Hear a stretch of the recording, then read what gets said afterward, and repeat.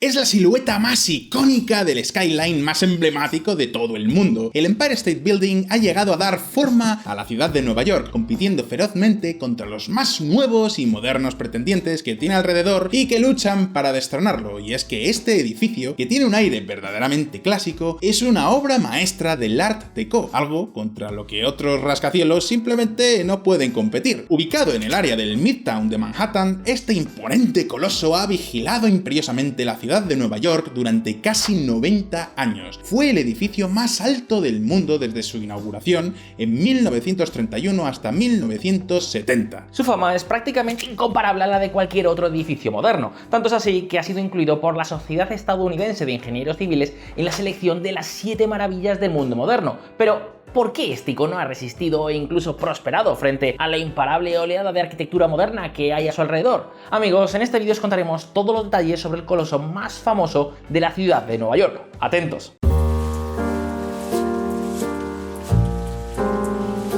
El lugar donde se encuentra actualmente el Empire State Building fue ocupado por primera vez por el Waldorf Hotel original, que abrió sus puertas en 1893. En ese momento la zona era una de las más preciadas de Nueva York, pero durante las siguientes décadas las rentas más altas se mudaron más al norte, dejando el Waldorf Hotel desencajado respecto a su entorno. De esta forma, para la década de 1920 el hotel ya había visto sus días mejores, y después de vender el terreno a la Bethlehem Engineering Corporation en 1928, por 14 millones de dólares, que serían como unos 210 millones actuales, finalmente cerró sus puertas el día 3 de mayo de 1929. La parcela pronto se vendió nuevamente después de que la compañía incumpliera con un préstamo obtenido para construir un edificio de 25 plantas en ese mismo lugar. ¡25 plantas! Anda que ¿cómo habría cambiado Nueva York si se hubiera llegado a construir eso? En fin, el caso es que el nuevo propietario que se adueñó del terreno fue un consorcio de inversores adinerados conocido como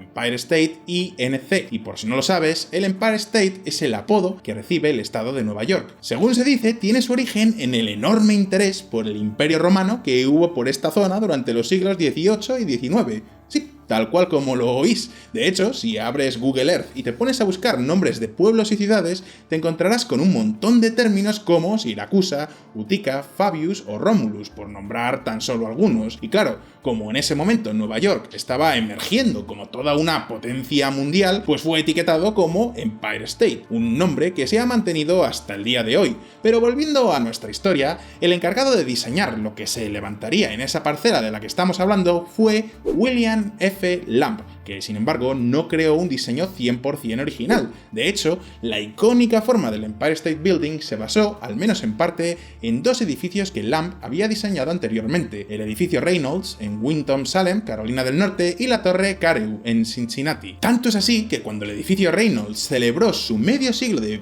vida en 1979, recibió una tarjeta enviada por el director general del Empire State Building que decía simplemente: ¡Feliz cumpleaños, papá! Mis queridos amigos de Mega Projects, el Empire State Building incorpora un característico diseño de retranqueo, a veces conocido como paso atrás, que es que la sección inferior es considerablemente más grande que la superior, lo que le da una apariencia parecida a la de un lápiz. Pero mientras esta forma tan característica ha levantado pasiones en todo el mundo, lo cierto es que en Nueva York vino impuesta por la Ley de Zonificación de 1916, que establecía que los edificios altos debían disminuir en una proporción dada a la medida en la que crecían para hacerlos más pequeños en las partes superiores. Esta norma fue pensada para evitar que estos grandes gigantes bloqueasen la luz y el aire de las calles bajo sus pies. El caso es que el diseño de Lamb evolucionó varias veces, empezando con 50 pisos, luego 60, luego 80, hasta alcanzar la cifra final de 102 plantas. Ahora bien, ¿por qué? Pues digamos que hubo una intensa batalla por el aire de Nueva York que llevó al Empire State Building a alcanzar una altura récord.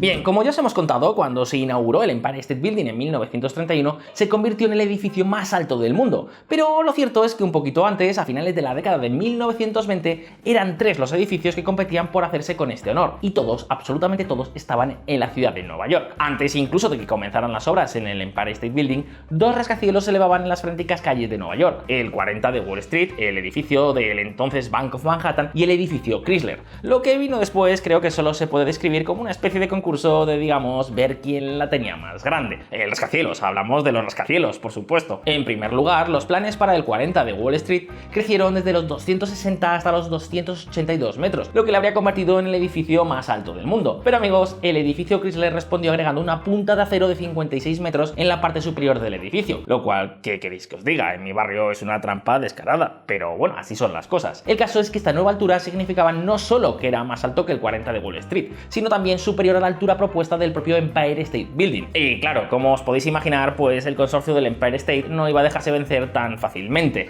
Por eso se decidió agregar 5 pisos a su diseño original, aunque fuese necesario retranquearlos aún más debido a la fuerza del viento a esa altura. Pero eso no es todo. A esta le siguieron 2 modificaciones adicionales por temor a que el edificio Chrysler pudiera ponerse en cabeza otra vez por sorpresa. Tanta era la competición que una de las principales figuras del consorcio llegó a decir que los constructores del edificio Chrysler podrían hacer un truco como esconder, no sé, una barra en la aguja y luego pegarla a última hora. En fin, nunca subestimemos a los hombres a comparar el tamaño de sus rascacielos. El caso es que la altura final sería de 443,2 metros, incluido un mástil de amarre de 68 metros que estaba destinado, ojo, a ser utilizado por dirigibles como el famoso Zeppelin. Sí, se esperaba que algún día el edificio pudiera utilizarse para embarcar y desembarcar aeronaves que estuvieran amarradas a él. Sorprendente, ¿no os parece? El plan era que los pasajeros subieran o bajaran por una pequeña escalera que conectase el Empire State Building y la aeronave. Claro que si alguna vez has tenido la oportunidad de estar en lo más alto de este edificio en un día con un tiempo regular, probablemente estarás de acuerdo conmigo en que esa fue una idea un tanto absurda.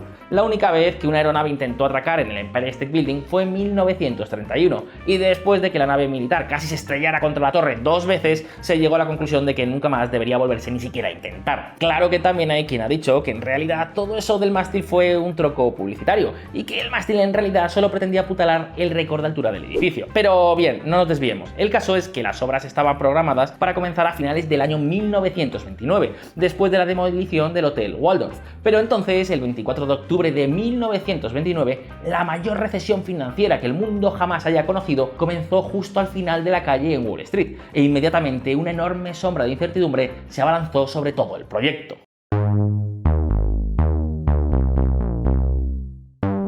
La Gran Depresión fue una época desgarradora para Estados Unidos y para gran parte del mundo. Durante la catástrofe, que duró una década entera, la mitad de los bancos del país se declararon en quiebra y más de 15 millones de estadounidenses se quedaron sin trabajo. En términos de adversidad, nada se había comparado con la Gran Depresión desde que el país se rompiera en pedazos durante la Guerra Civil estadounidense. Y desde luego, con todo esto en mente, cualquiera pensaría que ese era el peor momento posible, el más equivocado, el más desafortunado para construir el rascacielos más grande que el mundo hubiera visto. Sin embargo, la Empire State Inc. se negó a cancelar el proyecto y con un préstamo de 27,5 millones de dólares, es decir, unos 422 millones de dólares en la actualidad, que por cierto recibió de la Metropolitan Life Insurance Company, se restablecieron las finanzas para que comenzara la construcción. Los trabajos para construir los cimientos de 17 metros de profundidad comenzaron el 22 de enero de 1930 y es justo decir que la construcción avanzó a un ritmo vertiginoso a partir de ese momento. La estructura de acero se erigió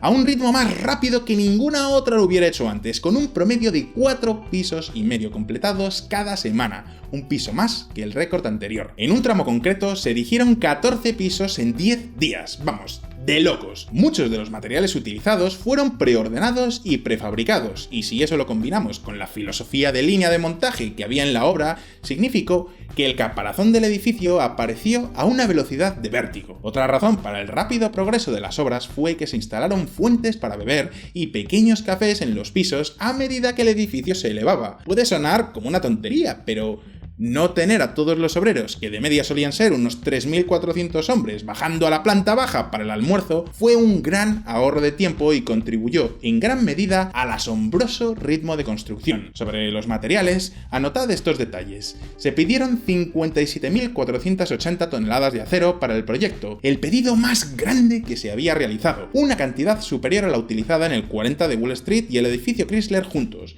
En su apogeo, las obras eran un hervidero de actividad, con hasta 200 camiones haciendo entregas cada día. De hecho, un historiador describió estos viajes diarios y dijo que contenían 16.000 tabiques, 5.000 sacos de cemento, 340 metros cúbicos de arena y 300 sacos de cal. Y no solo eso, parte del material necesario tenía que hacer un largo viaje. Se trajo piedra caliza de Indiana, vigas de acero de Pittsburgh, mármol de Italia, Francia e Inglaterra, y madera de California y Oregón. Pero bien, el caso es que la estructura de acero se completó el 19 de septiembre de 1930, 12 días antes de lo previsto. Y ojo, porque para ese momento el enladrillado también estaba muy cerca de completarse. Para cuando la acería alcanzó el piso 95, el enladrillado y la mampostería ya estaban en el piso 75. Por cierto, una pequeña nota antes de continuar. La piedra angular del Empire State Building, la simbólica piedra colocada, se hizo el 10 de septiembre de 1930 y contenía varios artefactos dentro de una caja de cobre, incluida una copia del New York Times del día anterior, una moneda de la época y una serie de fotos tomadas durante la construcción. Por desgracia, cuando se retiró la caja para preparar el 50 aniversario del edificio, en 1981, se encontró que estaba llena de agua y el contenido se había desintegrado casi por completo. ¿Y esto por qué? Pues porque las costuras de la caja no se habían sellado correctamente. Pero después de este pequeño detalle, volvamos de nuevo a la construcción. El trabajo se completó en solo 410 días, con el remache dorado final instalado el 11 de abril de 1931, 12 días antes de lo previsto. Una velocidad asombrosa. Desgraciadamente, las obras se cobraron la vida de 5 personas, aunque el New York Daily News afirmó de hecho que fueron 14 los fallecidos, pero nunca se ha verificado. La mayoría de los que trabajaron en el Empire State Building eran inmigrantes irlandeses e italianos, pero también había un número considerable de trabajadores del acero que eran Mohawks, de la reserva Kahnawake, cerca de Montreal. Y para terminar con este apartado, hablemos un poco del dinero. El coste final del edificio, al menos en términos financieros, fue exactamente de 40.948.900 dólares, es decir, unos 556 millones de dólares en la actualidad. Un coste que también incluye la demolición del Hotel Waldorf, que en total fueron casi 20 millones de dólares, 337 millones de dólares de hoy en día, mucho menos de lo que se había estimado inicialmente. Así que, ¿qué pensáis? Podríamos decir que no fue tan mal momento para construir un rascacielos. ¿Qué pensáis?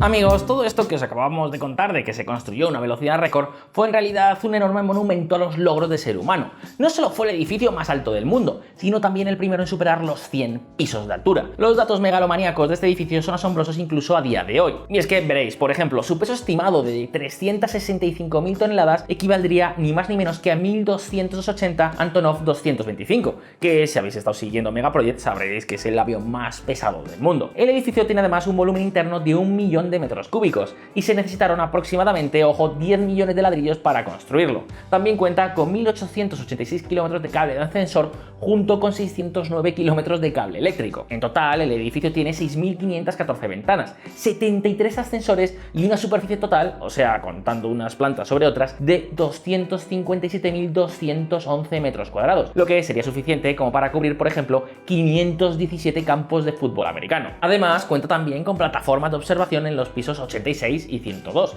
que atraen aproximadamente a 4 millones de visitantes cada año, lo que lo convierte en el lugar turístico más popular de la ciudad de Nueva York. Y eso creo que es mucho decir.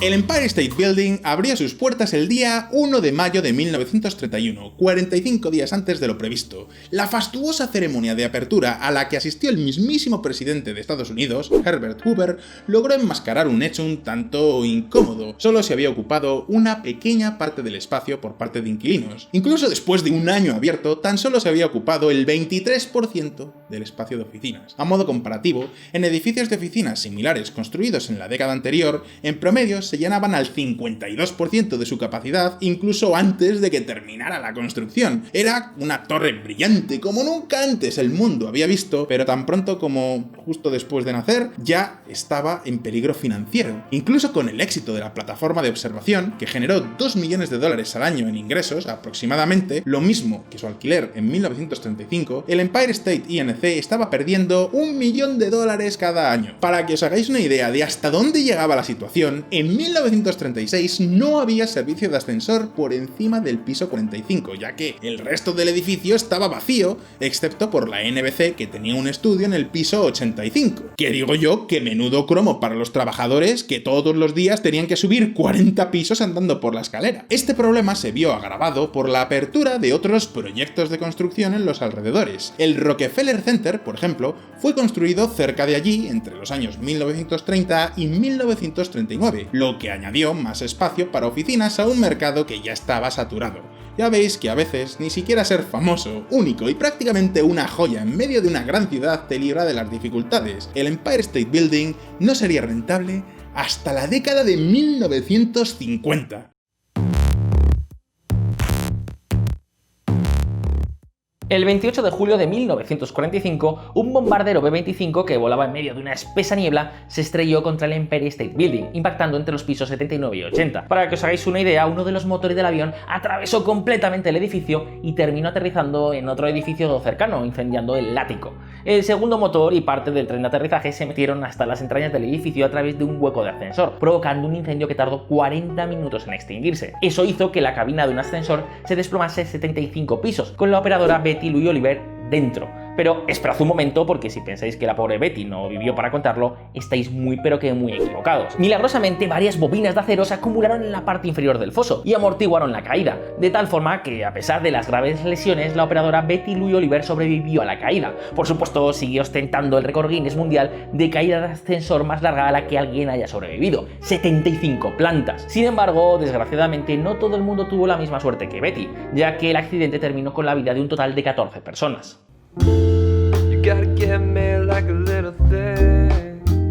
Mis queridos amigos y amigas de Megaprojects, tras la construcción de las famosas y desgraciadas torres del World Trade Center en 1970, el Empire State Building perdió su estatus de edificio más alto del mundo. Pero lo cierto es que incluso a pesar de eso, su silueta y su estatura siguen siendo más asombrosos que nunca. De hecho, es difícil compararlo con cualquier otra cosa que tengamos hoy. Sí, la realidad es que los hemos hecho muchos más grandes. El Burj Khalifa, por ejemplo, es el edificio más alto del mundo. Es casi el doble de alto, pero pocos rascacielos pueden compararse con la grandeza que desprende el Empire State Building, ya sea por la famosa escalada de King Kong en 1933, la reunión de Tom Hanks y Meg Ryan en Algo para recordar en 1993, o tal vez cuando fue incinerado por los extraterrestres en la película Independence Day de 1996. Este edificio ha sido protagonista destacado de la cultura popular, lo que lo ha convertido en una de las siluetas más conocidas del planeta. El Empire State Building desprende esa típica esencia de la vieja escuela. Sí, vale, a nuestros ojos puede parecer algo anticuado ahora, pero sigue siendo un auténtico clásico. No hablamos de un rascacielos gigantesco construido con la última tecnología y todas las precauciones habidas y por haber en materia de seguridad como los que se hacen hoy en día. Hablamos de un edificio que nos dejó imágenes tan increíbles de trabajadores sentados en vigas a cientos de metros comiendo sin ningún tipo de sujeción de seguridad. Algo no apto para personas con vértigo, desde luego. Hablamos también de un edificio que se construyó asombrosamente rápido en un momento de gran crisis económica, con todo el país sumido en la Gran Depresión del 29. Quizás por eso ha perdurado, porque fue un emblema que surgió de las cenizas y que sigue siendo el símbolo de una gran ciudad, una ciudad que a pesar de haber sufrido como pocas durante su historia, nos sigue deslumbrando más que ninguna otra ciudad del mundo. Si me lo permitís, tomándolo prestado de Jay-Z, en esta jungla de asfalto donde se hacen los sueños, esta joya imponente continúa reinando casi 90 años después de su coronación. Y dicho esto, mis queridos amigos de Megaprojects, si este vídeo os ha resultado interesante, no olvidéis darle al botón de like y suscribíos a este canal. Un saludo y hasta la próxima.